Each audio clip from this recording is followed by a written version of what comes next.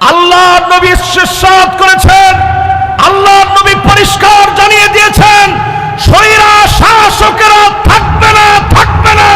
প্রত্যেকটা ভূখণ্ডে ভূখণ্ডে স্বৈরা শাসকেরা টুকরা টুকরা টুকরা হয়ে যাবে। ঠিক কিনা বলে? ও যুবক, তোমাকে জেগে উঠতে হবে। ভারতের রক্ত চক্ষু উপেক্ষা করে জেগে উঠা লাগবে মুসলমান। নবীজি সাল্লাল্লাহু আলাইহি সাল্লাম পরিষ্কার বলে গেলেন, পঞ্চম শাসন এই পৃথিবীতে আসবে। সুম্মা তাকুনু খিলাফাতান আলা মিনহাজি নবুওয়াতিন। আল্লাহ নবী বলেছেন, কেউ সেই শাসনকে কেড়ে নিতে পারবে না। 54 বছর দেখা শেষ, সামনে হবে আল কোরআনের বাংলাদেশ। হুজুর মনে হয় হুজুরের নিজের কথা বলতেছে, আমি আমার নিজের কথা বলছি না। আল্লাহ নবী বলে গেছেন, এই পৃথিবীর ভিতরে আবার শাসন আসবে, কোরআনের শাসন। কোন জালেম টাকা পর্যন্ত বাধা দিতে পারবে না, পারবে না, পারবে না। মনে করছেন দেশের থেকে হয়তো বেরিয়ে গেছি, পালায় গেছি আর মাপ পেয়ে গেছি, এত সোজা নয়। আমি আপনাদের কাছে জিজ্ঞাসা করতে চাই, আমেরিকা কি আল্লাহর দুনিয়ার ভিতরে না বাহিরে? কথা বললেন না। আমেরিকা আল্লাহর দুনিয়ার ভিতরে না বাহিরে? কানাডা কি আল্লাহর দুনিয়ার ভেতরে না বাহিরে? ফ্রান্স কি আল্লাহর দুনিয়ার ভেতরে না বাহিরে? আমাদের পাশের দেশটা কি আল্লাহর দুনিয়ার ভেতরে না বাহিরে? বললেন না যে আল্লাহর দুনিয়ার ভেতরে না বাহিরে? আপনি কেমনে ভাবলেন আশপাশে পালায় যে আমি চির মুক্তি পেয়ে গেলাম?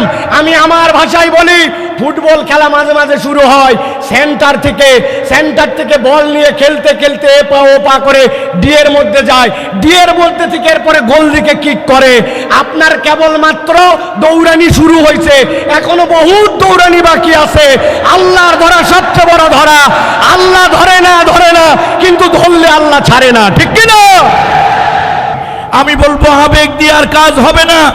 এর জাতিকে শান্তি দিতে হলে, চোরের হাত থেকে রক্ষা করতে হলে, ডাকাতের হাত থেকে জাতিকে রক্ষা করতে হলে, এদেশে অর্থ পাচারকারীদের হাত থেকে জাতিকে মুক্ত করতে হলে, হিন্দু বৌদ্ধ খ্রিস্টান মুসলমানদেরকে শান্তি নিরাপত্তা দিতে হলে আল্লাহর কোরআনের আইন ইসলামের বিধান ছাড়া অন্য আর কোন রাস্তা নাই। জোরে বলুন ঠিক কিনা? বাংলাদেশকে যদি কোরআনের দেশ করতে হয়, বাংলাদেশকে যদি ইসলামের দেশ করতে হয়, তার জন্য যদি হযরত ইব্রাহিম আলাইহিস সালামের মতো আমাদের ত্যাগ এবং কোরবানির পরীক্ষায় উত্তীর্ণ হতে হয়, আর তার জন্য যদি সেই অগ্নি পরীক্ষায় আমাদেরকে সহযোগিতার জন্য এক আল্লাহ ছাড়া দুনিয়ার আর কাউকে না পাওয়া যায়, তাহলে আজ এই জনসমুদ্রের কাছে জানতে চাই, আমরা এক আল্লাহ ছাড়া আর কারো সাহায্য কি আমাদের দরকার হবে? আমরা কার সাহায্য চাই? কার সাহায্য চাই? আগামী বাংলাদেশ আমরা দিন প্রতিষ্ঠার জন্য যদি আমাদের রক্ত দিতে হয়, জীবন দিতে হয়, সেই নবীর পন্থায় কি জান মাল কোরবান দিতে রাজি আছেন? আমার দেশে 16 বছর অনেক ওলামা, অনেক আলেম আমার দেশে অবস্থান করছেন, এখনো আছেন। বিগত 16 বছর তাদের উপর একটা মামলা তো দূরের কথা, একটা আচরণ গায়ে লাগে নাই। দেশ যেমন পট পরিবর্তন হয়েছে, চোরের মায়ের আমরা ছিলাম ইয়ারমুকের যুদ্ধে মাত্র 36,000 মুসলমান, বিপরীতে তারা ছিল 4,40,000।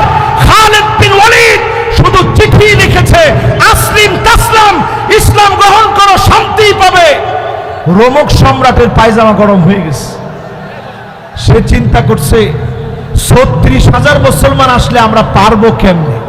মুসলমানরা ছিলাম মাত্র 36,000, তারা ছিল 4,40,000। রোমক সম্রাট সাহায্য চেয়ে চীনের কাছে চিঠি লিখছে, এই মুহূর্তে চিঠি লিখলাম, আপনি আপনার বাহিনী পাঠান, মুসলমানদের সাথে লড়াই করা লাগবে।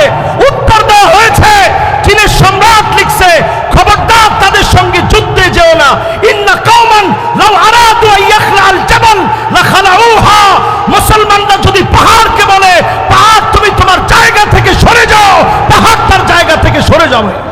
আমাদের শক্তি ইমানের শক্তি, আমাদের শক্তি চেতনার শক্তি, আমাদের শক্তি কালেমার শক্তি, আমাদের শক্তি ঐক্যের শক্তিতে পরিণত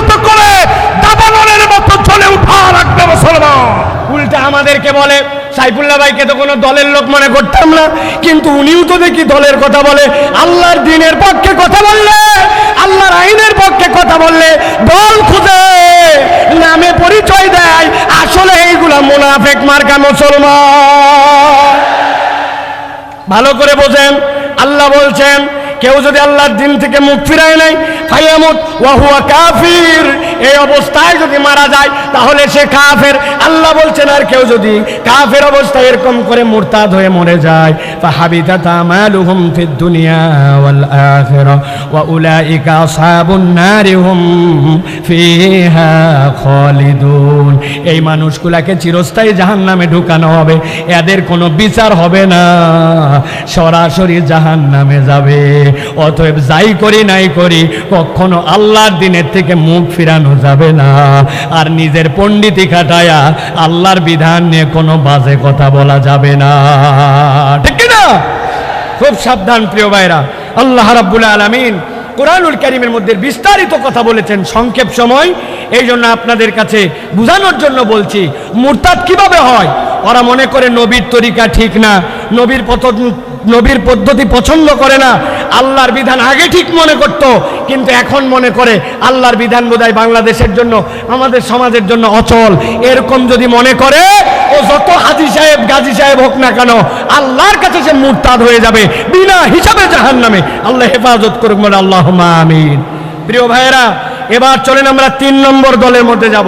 3 নম্বর দল কি এটা একটু বুঝতে হবে, সেটা হচ্ছে হিসাব হবে, কিন্তু আল্লাহ বলছেন ওই হিসাবের পরে তাকে জান্নাত দেওয়া হবে। তবে হিসাবটা তার জন্য যে হবে, ওই হিসাবটাতে তার আমল নামায়, আমলটা পরিমাপে দেখা হবে না, আমলটা ওজনে দেখা হবে। কিসে দেখা হবে? কথা বলেন, আমল কি আমাদের পরিমাপ হবে না ওজন হবে? আমার দিকে তাকান, কি হবে? ওজন হবে। এখন কথা হচ্ছে যে আপনার আমল নামায় সওয়াবও আছে, গুনাহও আছে, কিন্তু আমল নামাতে আমার ওজনটা কেমনে ভারী হবে? আমি আপনাদের কাছে বলতে চাই, একটা মানুষের জীবনে যদি তার আমল নামায় 3টা জিনিস যুক্ত থাকে, তাহলে তার আমল নামা ওজনে ভারী হয়। সুবহানাল্লাহ বলেন। 1 নম্বরে আপনার আমল নামার মধ্যে ঈমান লাগবে। কি লাগবে? একটা মুখ বন্ধ থাকবে না। আমল নামাতে ওজনে ভারী করতে হলে প্রথমে বলতে হবে কি লাগবে? জোরে বলেন ঈমান। ওই যে দাঁড়ায় আছেন যারা, কি লাগবে? ঈমান। ঈমান নাই আপনার কিচ্ছু নাই, ঈমান আছে আপনার কিছু আছে। সুবহানাল্লাহ বিহামদি। এই যে তরুণেরা ওয়াজ শোনার জন্য চলে আসছে, কিন্তু এর মধ্যে অনেকেই আছে ঈমানের বেসিক হচ্ছে সালাত, অথচ সেই সালাত আদায় করে না। আছে কি না? আমি আপনাদের কাছে একটা ছাত্র আর একটা শিক্ষকের একটা দৃষ্টান্ত দিব 30 সেকেন্ডে, ভালো করে খেয়াল করেন। এক ছাত্রকে তার ওস্তাদ জিজ্ঞাসা করছে, বলো তো দুনিয়াতে নামাজ পড়ে না কারা কারা? ওই ছেলে ভেবে চিনতে বলছে, ওস্তাদ দুনিয়াতে নামাজ পড়ে না 3 শ্রেণীর লোক। কয় শ্রেণী? কথা বলেন। 3 শ্রেণী। বলো তো 1 নম্বর কে? বলছে 1 নম্বর যে পাগল অথবা অজ্ঞান। মাশাআল্লাহ। 2 নম্বর কে? বলছে ওস্তাদ 2 নম্বর যে মৃত, সে নামাজ পড়ে না। মরা মানুষ নামাজ পড়ে? উল্টা নামাজ পড়া লাগে। বলছে মাশাআল্লাহ। এবার 3 নম্বর বলো। বলছে 3 নম্বর হচ্ছে যে অমুসলমান। তাহলে নামাজ পড়ে না কয় শ্রেণী? 1 নম্বরে পাগল অথবা অজ্ঞান বলেন, 2 নম্বরে মৃত, 3 নম্বরে অমুসলমান। যারা এখানে আছেন দাঁড়ায় বসে দূরে কাছে, আমরা কি পাগল অথবা অজ্ঞান? আমরা কি মৃত? আমরা কি অমুসলমান? আপনি কিন্তু ফাইসে গেছেন। আপনি আগামীকালকে নামাজ পড়েন নাই, বলছে এই তুই কি পাগল? বলছে না। তাহলে মরা না, অমুসলমান না। তো আপনি পাগল না, মরা না, অমুসলমান না, আপনি নামাজ পড়বেন না, তা হবে না, ঠিক কি না? ঈমানের পরে সবচেয়ে গুরুত্বপূর্ণ এইটা হচ্ছে আপনার আমার জন্য সালাত। তাহলে আমলে ওজন বাড়ানোর জন্য কাজ 3টা। 1 নম্বর ঈমান লাগবে। কি লাগবে? 2 নম্বর লাগবে নিয়ত সহি লাগবে, আপনার নিয়তটা বিশুদ্ধ লাগবে।